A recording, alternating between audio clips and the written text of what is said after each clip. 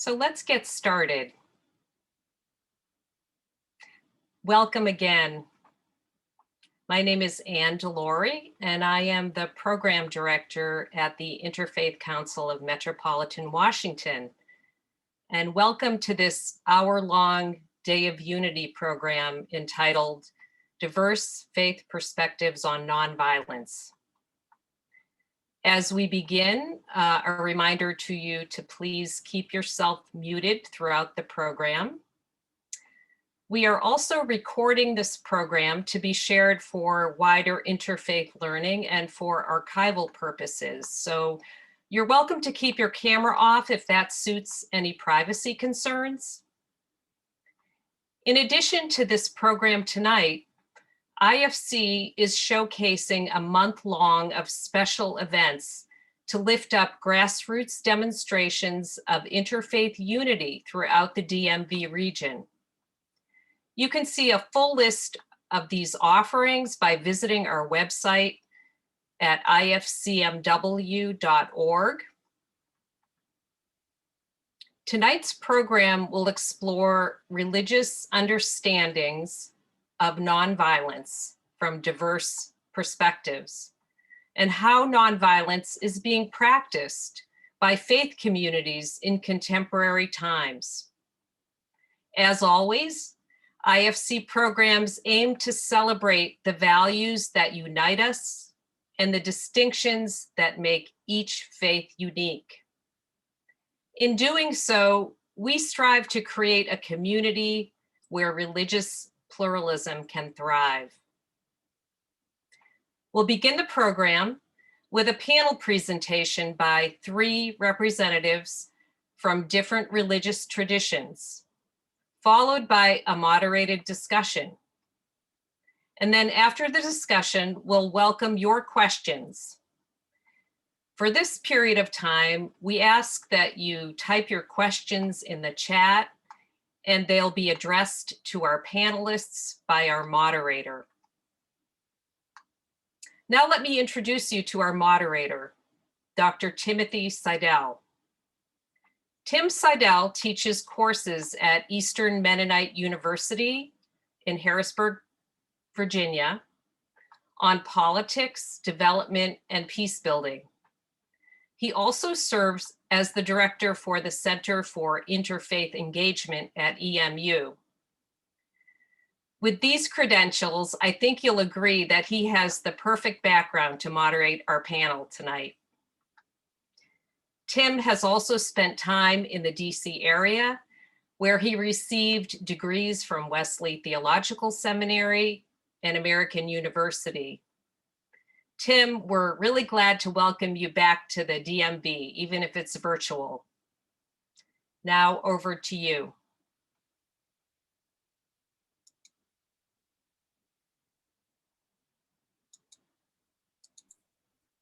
Thank you, Ann.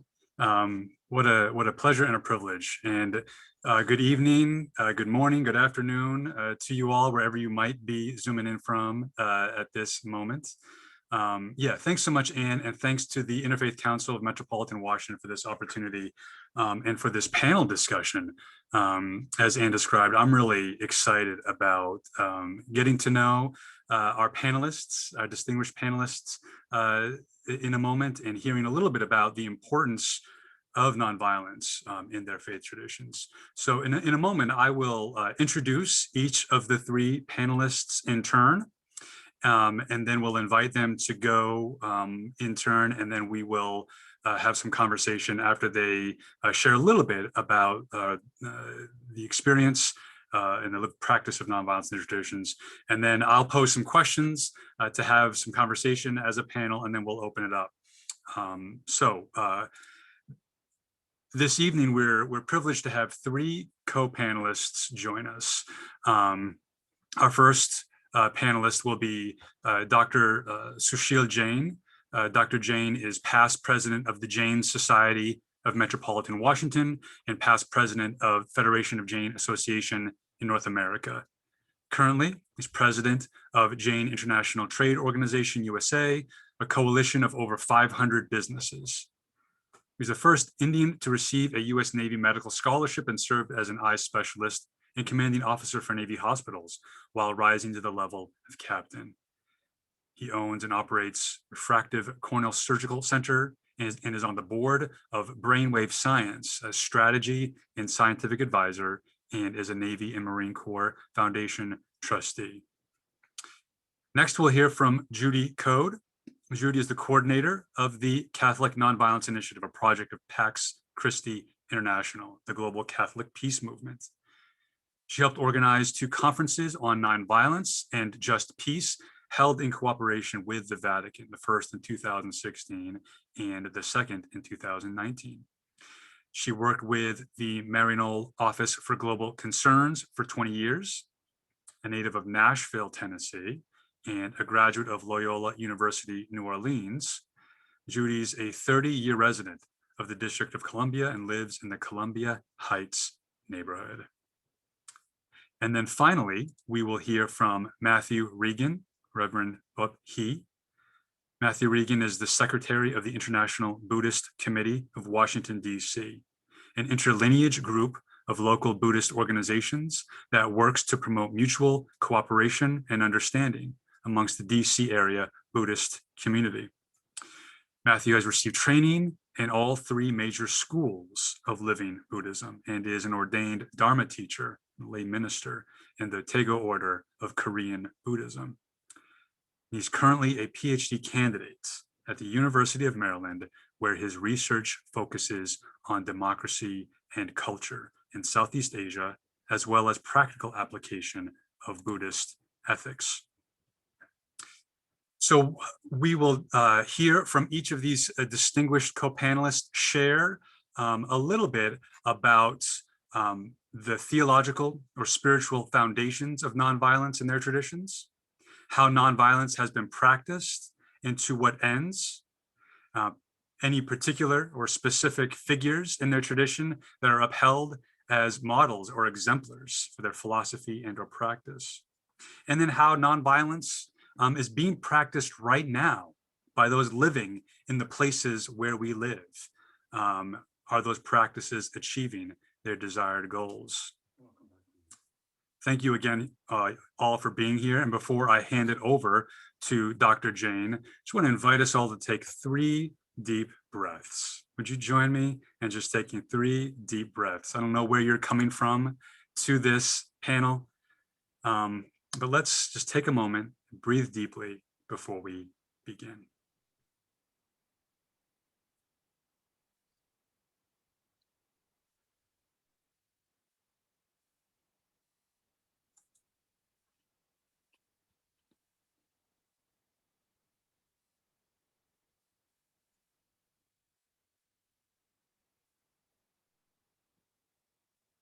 Thank you. And Dr. Jain, over to you. Thank you, Professor, and thank you, Anne, and my colleagues and all the friends in this internet world. In last 12 months, we have learned a lot more about the Zoom and each other being in a grid system, which holds about 2 inches by 1 inches. And when we do see many of you, hopefully sooner, so that we can interact more as we used to do for many, many years, it's sort of an interesting scenario. And as a physician, we also have gone through many issues, even my children. And that's where sometimes you get to the feeling of what is going on and you get a feeling of disappointment.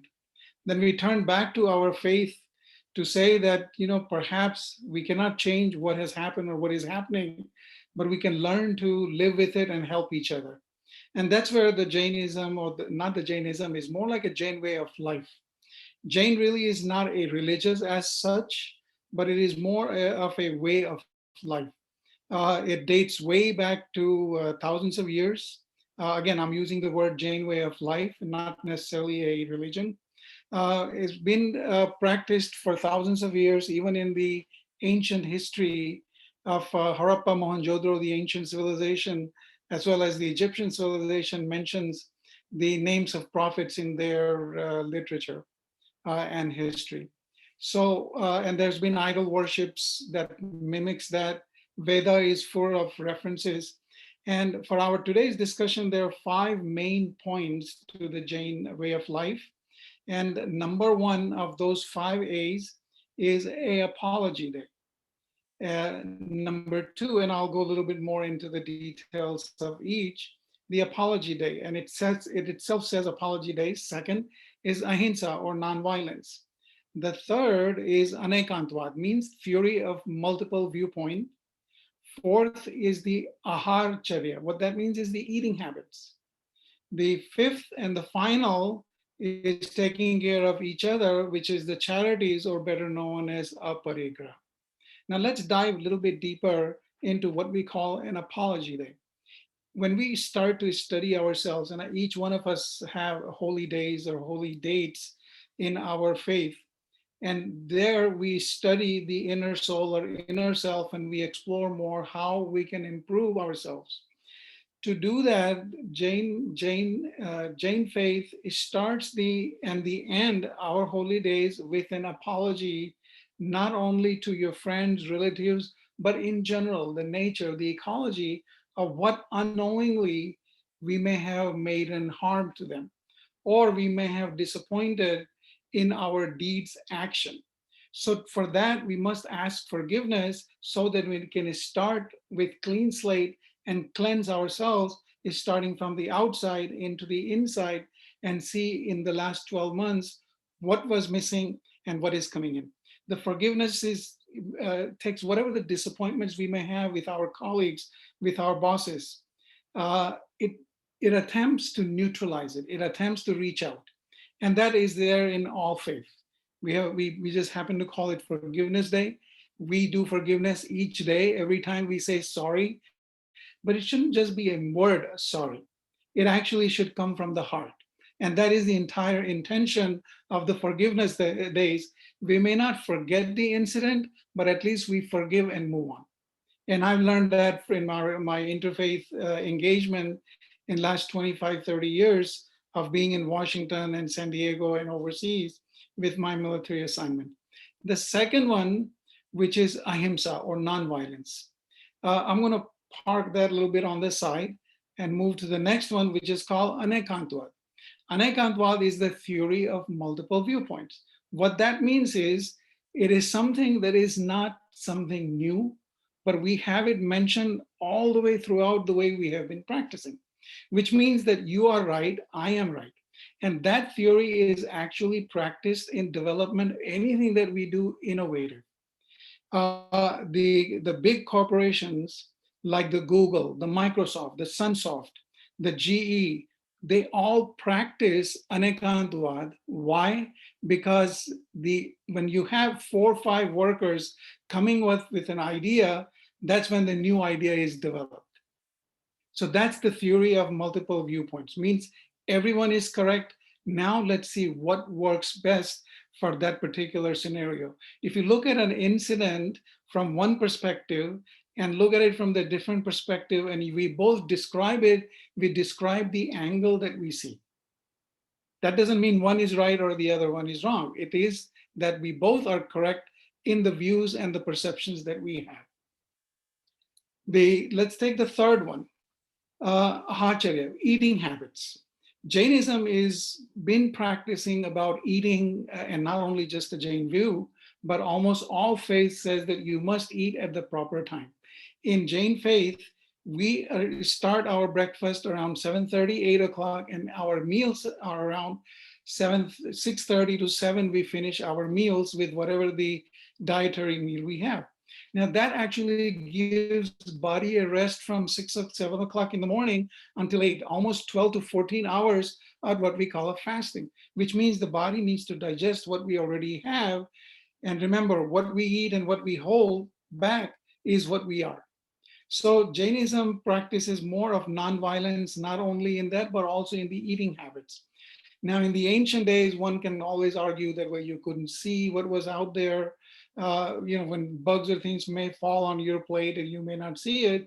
Yes, that is true. But more importantly, from what we are finding out scientifically, that it is better to eat at least 4 to 5 hours before we go to bed, so that our stomach is settled and we actually go to bed. And then in the morning, each and every one of us have activities before we actually sit down for a breakfast and then lunch and then final dinner. So that's really the eating habits, which really has a good big impact on how we think and how we behave. The fifth one, the last one, is aparigraha, which means charities. Our faith teaches us that keep whatever minimum that you need and not hoard up, because there's no end to what we call the wants or the needs. And that's not just exclusively to just Jain faith, it is to all of our faith, that we keep what we have and we do the charities by sharing what we have. And it's time to earn when we are in our early ages, then earn and then return. Learn, earn, and return. So that's how we in practice, and we are, we're throughout the history of India, wherever there have been a Jain followers, there have been always well documented charities that goes with it in their own way, either in small villages or in whatever the concept that we have. Now let's go back to nonviolence. Jain faith takes nonviolence to perhaps the most extreme viewpoint that one can ever think of. Number one is the Jain faith, or the Jain way of life, says that even if you have a ill thought of someone, that, okay, I'm going to kill him or I'm going to hit him, that is almost as equal to doing the act. That's the other sort of like the band spectrum. It's very hard to control your emotions, but that negative emotions create negativity, not only among yourselves, but also when you communicate or verbalize it. Number one, your attitudes are born with what your thoughts are. And when your attitudes are contaminated with the thoughts, then all the other outcomes just continue to go into the negative phase. So first thing we always teach our children is to control your thoughts and think of positive what has happened in the incident before you think of the negative thoughts. Second, in the action, before you verbalize it, because verbalizing once, it's like, remember when we grew up, we said mind your thoughts and then mind your tongue.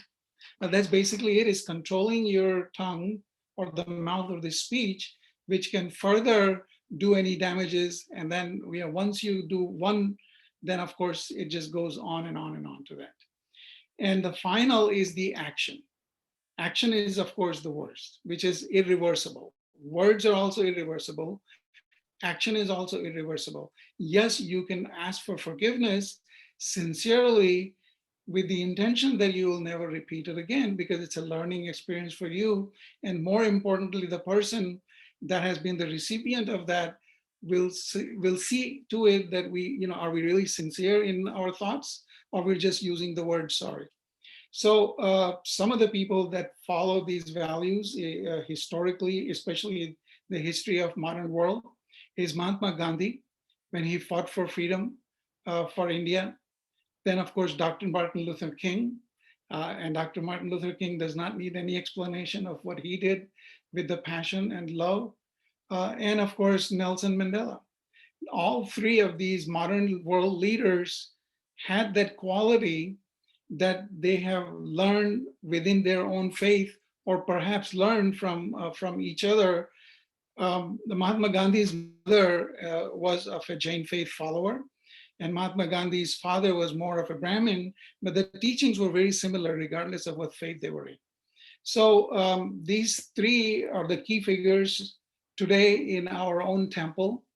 We do not, we, of course, being nonviolence, vegetarianism, plant-based food is the choice. And of course, we do not serve any meals at nighttime in our temple.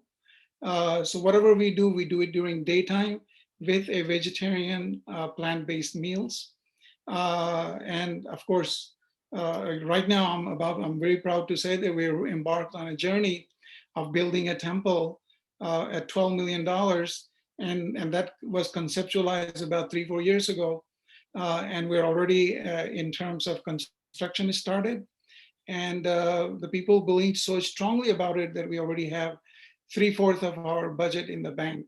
So with that, I think, Tim, we'll allow for further discussion in the discussion and Q&A answers. Thank you, Dr. Jain.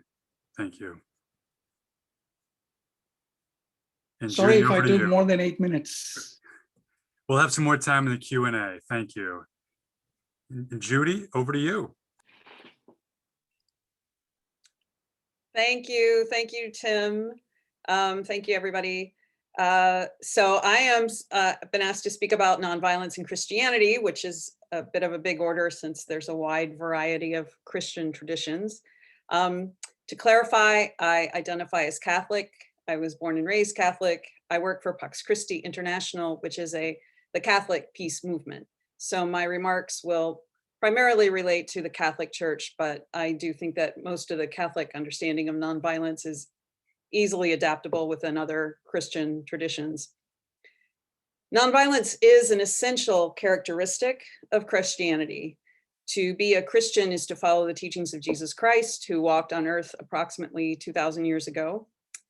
Jesus was born in a time of violence into a community that was oppressed.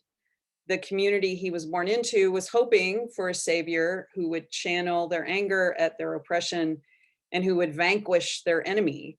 But rather, their savior came as a baby, one who spent time in exile as a migrant fleeing violence, one who became a man who repeatedly, clearly rejected violent answers, and who instead offered us a new vision of how to live in peace.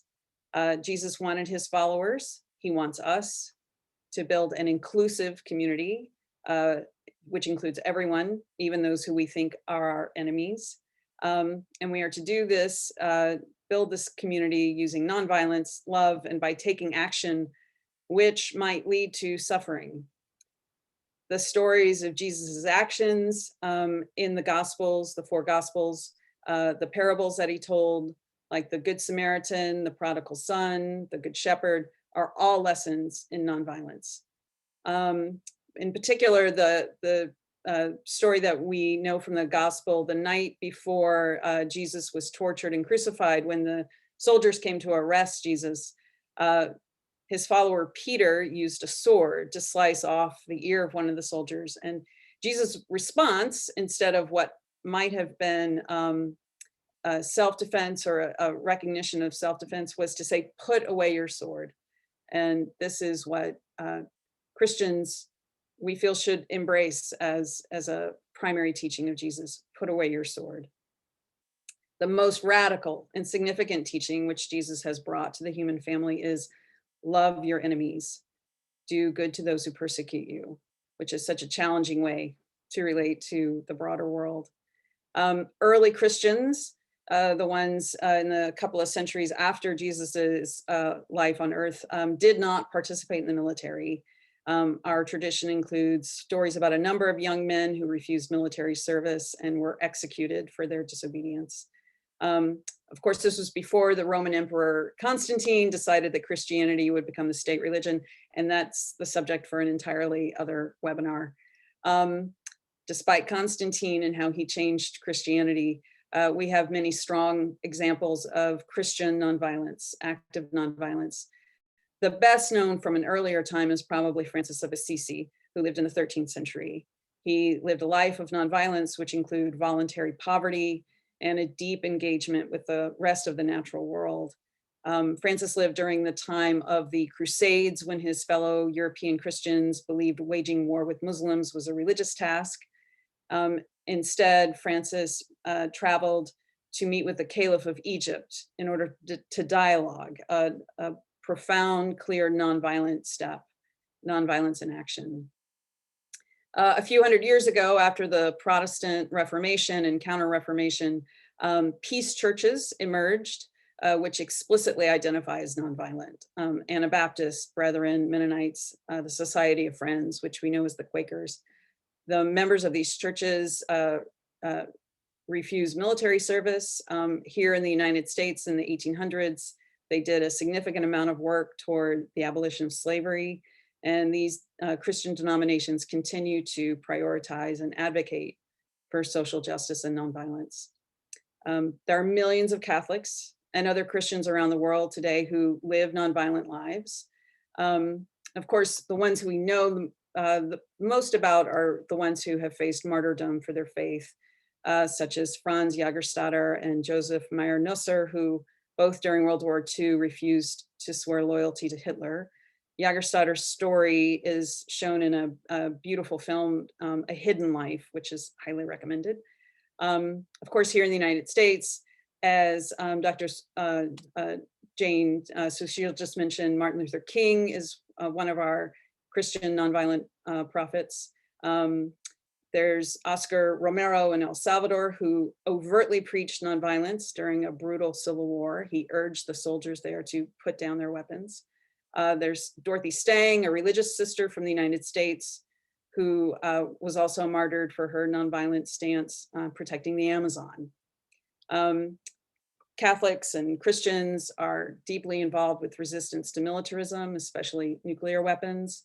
We have the tremendous example of the Plowshares witnesses, who name their actions after the biblical exhortation to beat swords into plowshares. And these are people who commit extremely dangerous and brave actions to draw attention to the evil of nuclear weapons.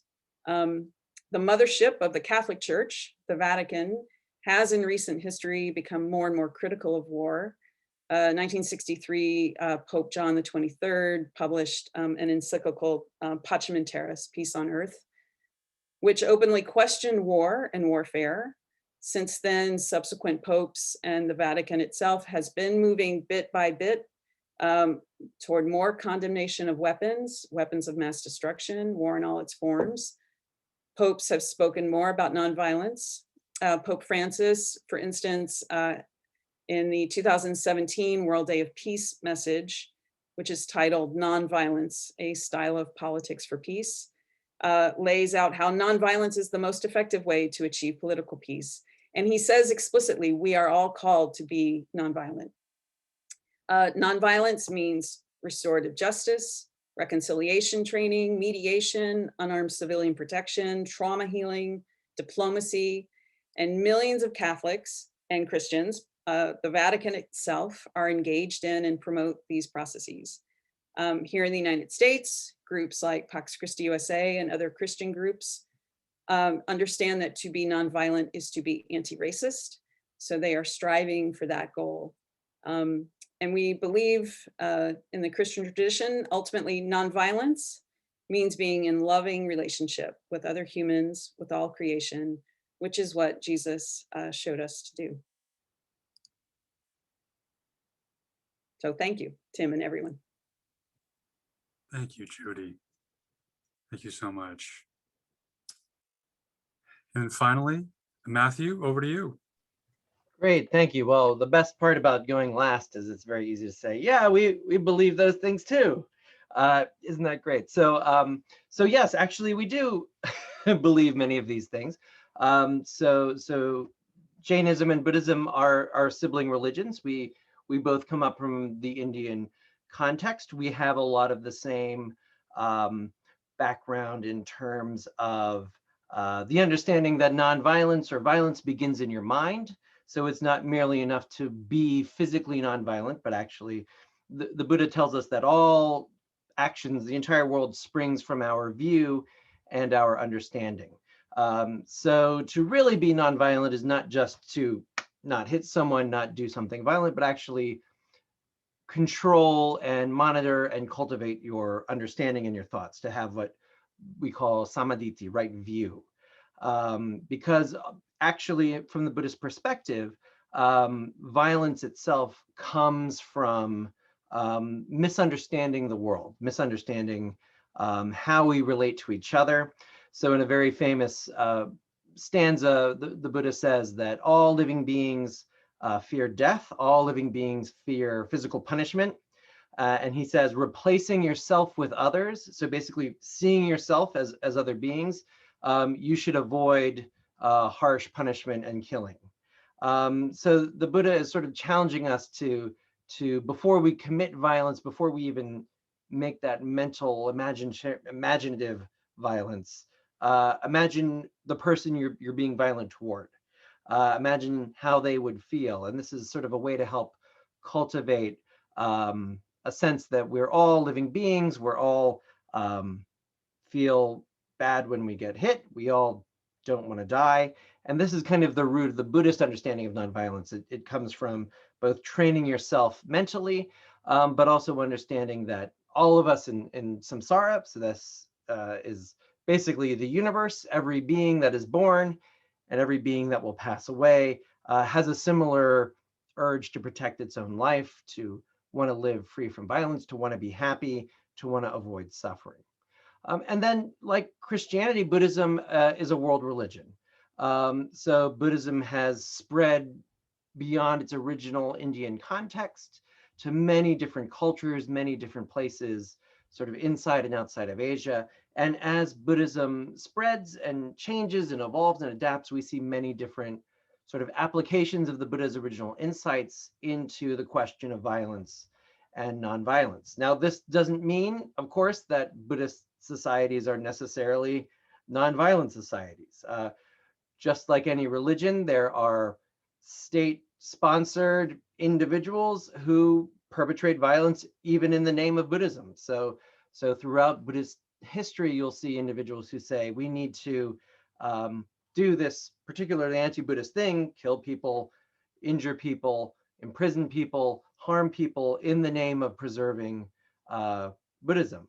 And so the question of how far Buddhism allows us to actually do that, is this good action? Do you beat up the guy trying to burn down the temple? Is that a good action or a bad action? What's the root of this action?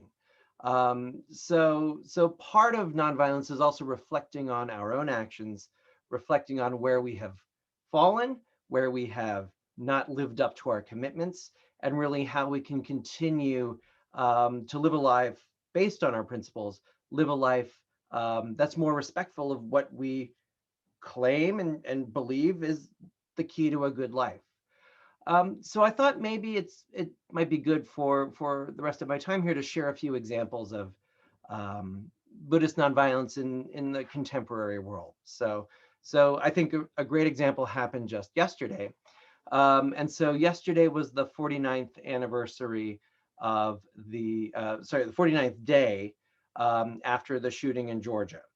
And so some Buddhist scholars and practitioners got together this event in California that they broadcast throughout the world, via YouTube.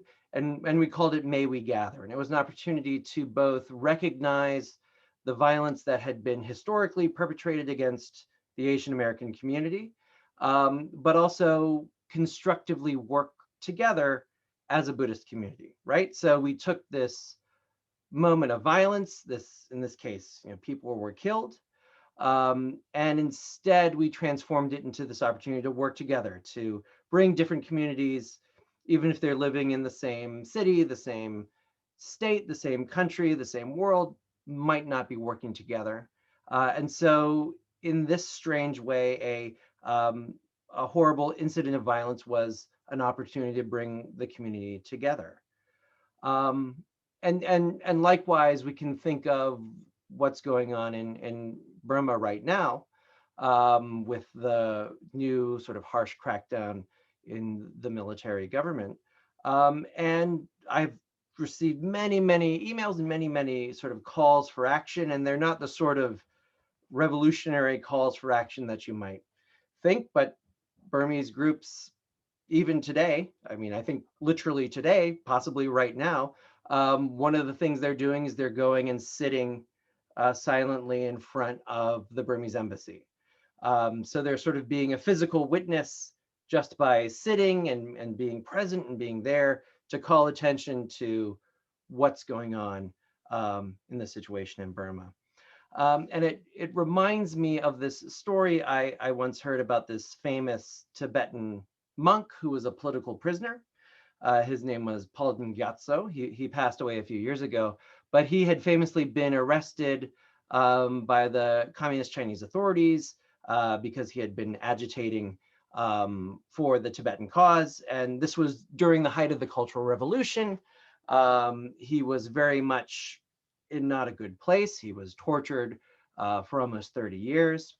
And eventually, finally, he was released and made his way to Dharamsala, where the Dalai Lama lives in India.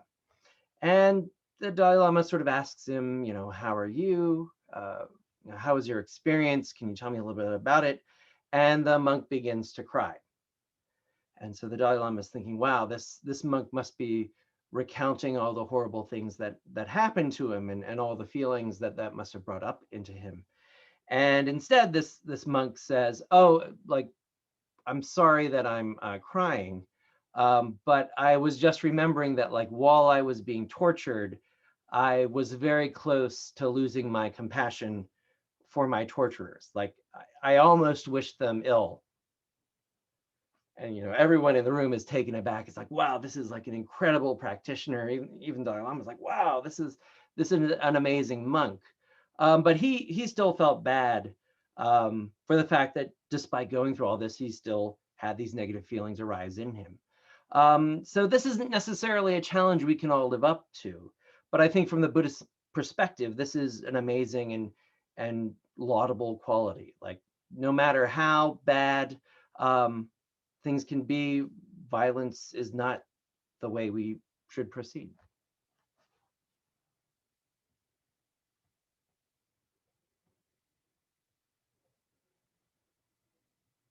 And that's it. Thank you, Matthew. Well, thanks so much to our panelists for sharing these really inspiring and rich insights into how nonviolence is understood and practiced in your community. I'm particularly struck by this range that you all articulate, this sort of range of understandings of nonviolence, from the very personal, right, to like how we treat our own bodies, right, to, the global, right, politically and economically, thinking about things like interstate war or the violence of markets economically in some people's lives. So thank you very much for sharing about how you in your faith traditions and your faith communities understand and practice nonviolence. So before we open up the Q&A, a couple of questions maybe that you all can respond to as you'd like, that got me thinking. So as Anne, in her generous introduction of me, I spent a little bit of time thinking about violence and nonviolence, both in terms of my own Christian faith identity and tradition, but also in terms of my research and scholarship and practice around justice and peace building. And one of the things that I'm always interested in is how our understandings and practices of nonviolence are linked to our understandings of violence. Right? So, and you all talked a lot about that too. Our understandings and practices of nonviolence are linked to a particular understanding or conceptualization of violence. And so violence, whether it's, again, violence against my own body or violence at a global macro scale, always shows up in particular ways, right? And I think it'd be really interesting in our conversation to think about how violence gets racialized and gendered in particular ways, right? That we can point to that and say that's violence and that's not violence, right? Or that's nonviolence, or that is nonviolence, or that's not nonviolence, based on how race and gender impact our conceptualizations as well as our practices. So I wonder if you could say a little bit, that's my first question, say a little bit about how understandings of violence, right, really shape, right, or how you think about that binary. And then my second question, I'd welcome your thoughts on, in this range of the philosophies and theologies and practices of nonviolence. You each spoke a little bit, and Matthew, I'm struck in this last part about how our philosophies and theologies and practices of nonviolence might actually create tensions within our communities, within our faith communities, right? There might not be always a consensus in our faith communities, and yet how those philosophies and theology and practice help us to actually bridge faith differences and help us do interfaith engagements, right? We laid across faith difference because of our mutual commitments to nonviolence. So my second question is around how both the tensions within your own tradition, but also the resources for relating across traditions. So yeah, for the next maybe a few minutes, if you all have anything you'd like to respond to that, you can feel free to unmute. If you want, I can call on you. or you can unmute if you'd like. I'll just jump in quickly. Thank you, Tim. Yes, I do think it's really helpful to actually identify what is a violence. I might not articulate it very well, but one thing we've talked about within the Catholic Nonviolence Initiative is the question of power. And when power is distorted or power is abused, leads to situations of violence. And it is when power is lessened or when there is a more equal relationship is going to be the more nonviolent option, or the more nonviolence will flourish when a power can be, when power is distorted, violence exists. So.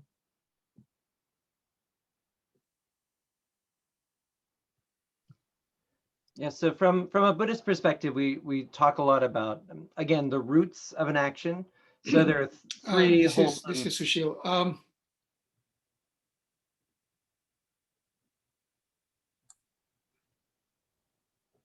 Matthew, why don't you go ahead? Yeah, Matthew, okay. go ahead, and then Sushil after Matthew. Sure. So there are three wholesome and three unwholesome roots of action. And the unwholesome ones are the ones we're more familiar with. It's greed, hatred, and delusion. So if you are harming someone, if you're causing pain to them, and it's rooted in greed, or it's rooted in hatred, or it's rooted in delusion, which most of our actions are, then it's certainly the case that you are performing. So the Sanskrit word ahimsa, non-harm, himsa is harm. You're performing a harm, right? So that's a moral bad. Now, the Buddha does reserve a place for things that might be painful but are beneficial, like pulling out a thorn or setting someone's broken bone. These aren't pleasant, but they're nonetheless rooted in a wholesome intention. So from the Buddhist perspective, it's very much, what are you trying to do? And of course, ignorance is the big one. If you're acting out of wrong conception, you are certainly doing violence.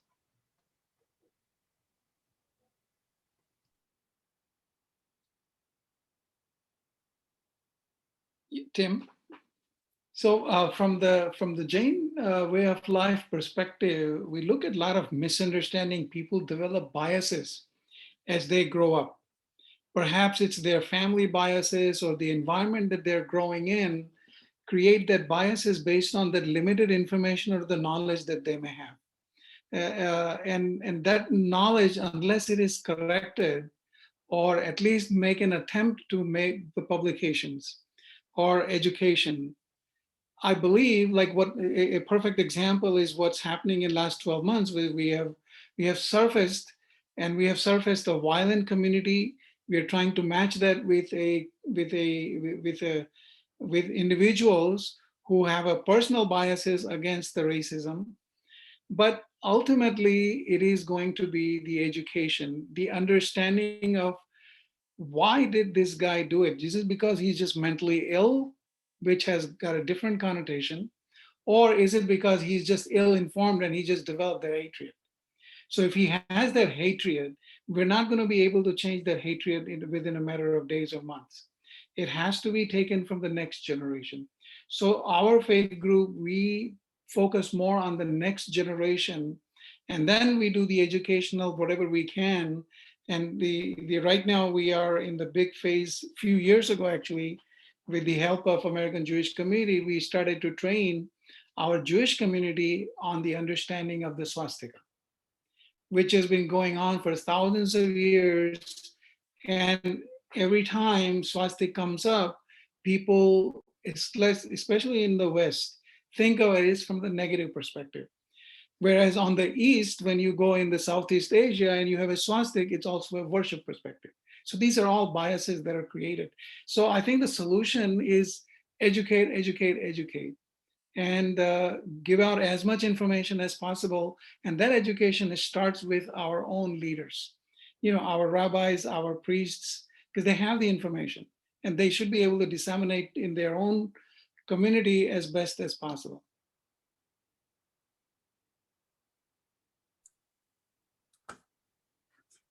Thanks, everybody, for that. With maybe take a couple more minutes for our conversation here. I wonder if thank you for both. I hear you all talking about the role of power. Judy, I really appreciated that, how power, I can't remember the term you used, but the term I remember is disfigures, right? Our relationships and in our communities, and how, the education, Sushil, that you're saying, could you maybe just say very briefly about how, back to the interfaith piece, right? How in your own experience, you've encountered nonviolence as a way to collaborate or to find a kind of center that allowed you or your community to engage across faith difference, whether through practice, through mutual aid, through peace building, or these sorts of things, or through education, these sorts of things? I think from number one, all of the above. Because number one, the fellowship, where we sit down to understand each other and our values. Second is to educate on some that is maybe a misinformation or a misconstrued from what I call, oh, I read it on the internet. Oh, I heard it from my neighbor. So that's the second level. The third level is actually is our frontline, and that has happened, by the way, in the state of California and many other states where the police officers are ill-informed about the events and activities that are going on in our temples. So the neighbors don't understand, they call the police department. And police department comes in with the sirens and the SWAT teams and everything. Oh, they got swastikas all over the walls and they're jumping up and down. They're all drunk and crazy. That's the neighbor's perspective. So first, we have to educate the neighbors. Second, we have to educate our police officers and the fire department. And we develop the videos, 3-4 minute videos, which we start to show as a part of their orientation when they're going through their police academy or fire academy. So that's the first step in educating our community and neighbors, is to invite them, be part of it, let's celebrate together what it is that we're celebrating, what happens in that celebration. We have a festival where we put colors on each other. Well, if you look at it from the third person's perspective, who basically never seen it, they're saying, oh, these guys are crazy, they're drunk, they're throwing colors at each other. You see how that is? But when you educate the community that, oh, it's a festival where we celebrate this, and that makes a big difference. So you're right, dialogue more and more in the mainstream.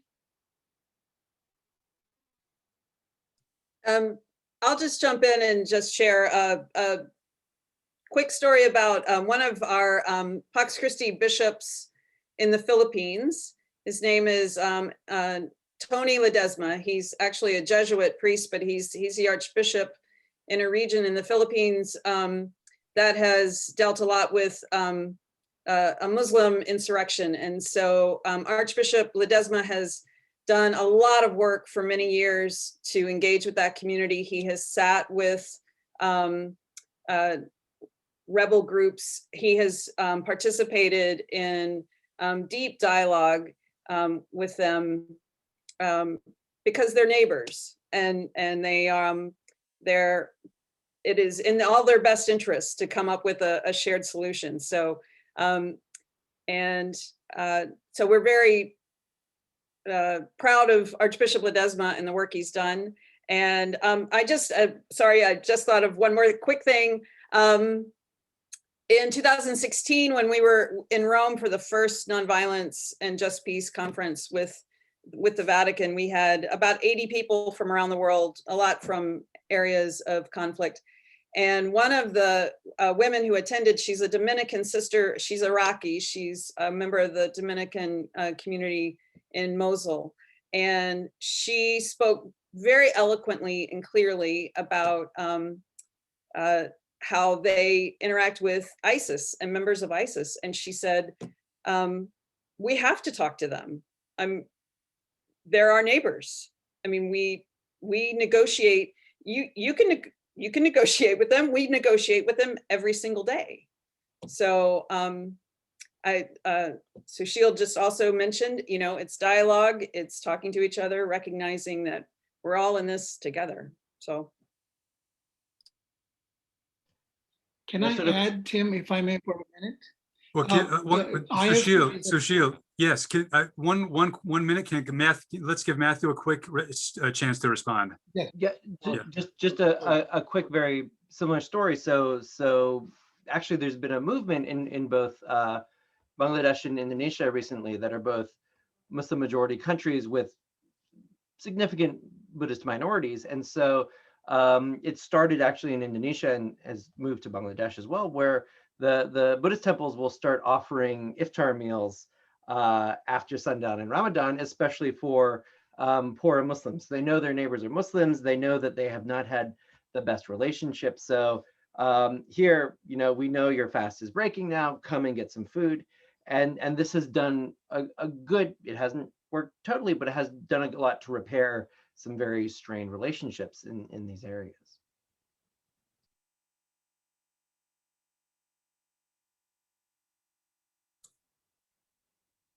Sushil, you had one more comment you wanted to make before we consider some additional questions. Yeah, actually, I think it's a comment of what. Yeah, no, actually, it's actually it's a compliment to IFC for what we have done as it together. I remember earlier days, I would say 15, 17 years ago, when we were trying to build in our own community, metropolitan Washington, either a mosque or a Hindu temple. There's been a resistance from the local community. It was Clark Lowenstein and the people, our peers during those days would actually go neighbor to neighbor to educate along with our community members. And that made a huge difference, that it drives out the fear, like who we are, what we represent. And I think IFC has done a wonderful work and continuously doing wonderful work and making that positive change to integrate our community and really truly making it. So I think IFC for many years, ever since its conception, is doing a fantastic work. And for that, all of you who are very active with it are to be applauded. Thank you. Thank you for that. And Matthew, thank you for that story of iftar. And it reminds me, I think I failed to wish a Ramadan Kareem to any of our Muslim friends who are in the Zoom room this evening. We just have a few more minutes, so I think I'm going to combine a couple of Q&A questions that came over to me through the private chat, and they're both about practices, right? So maybe if we can actually use this as a closing circle for our time, if you have a practice you could share with us from your tradition, either a spiritual practice that helps you personally cultivate nonviolence in your life, or a community practice, right? As a community that aids in your confrontation, right? To face violent speech or action, right? Due to hate or to fear, right? So a practice, either as a spiritual practice or a community practice, if you could share, and that might be our last go round.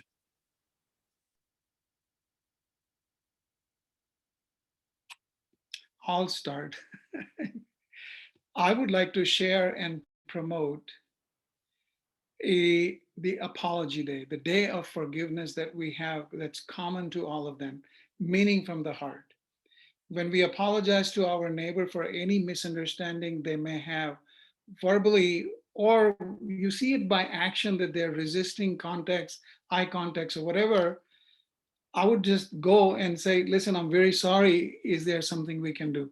So I think apology is a beginning, with nonviolence just continues on. So I would promote Apology Day for our faith. And that's what we could teach our children.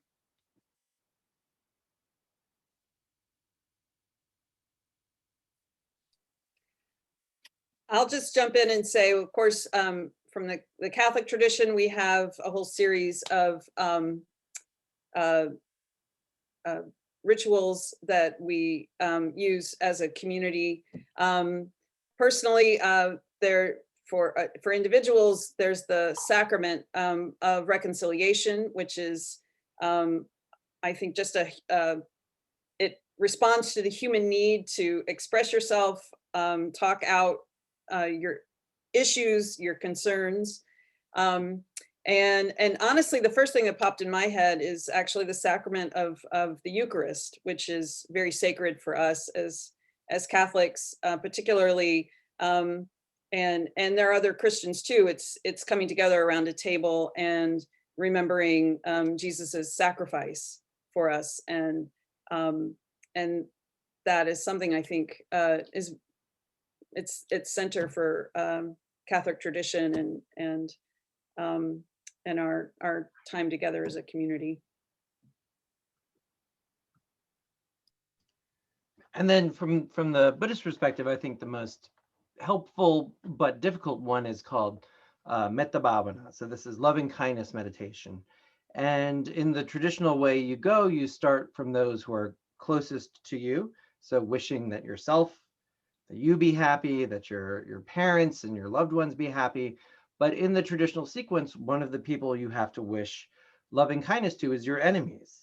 And there are pages and pages and pages of commentary and explanation. You can't skip that step. And if you are excluding anyone in your wishing of loving kindness from all beings, then you're not doing your job. You're not actually wishing all beings to be well, happy, and peaceful. So sitting with that, challenging yourself with that, it's not easy. It takes a lot of work.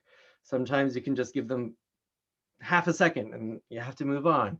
But sort of building that up and cultivating that up and being able just in your mind to wish them well, wish them happy, wish them success in anything they do, can really help you sort of ease that visceral, I don't want them to succeed, I don't like them, I don't want them to be happy, sort of.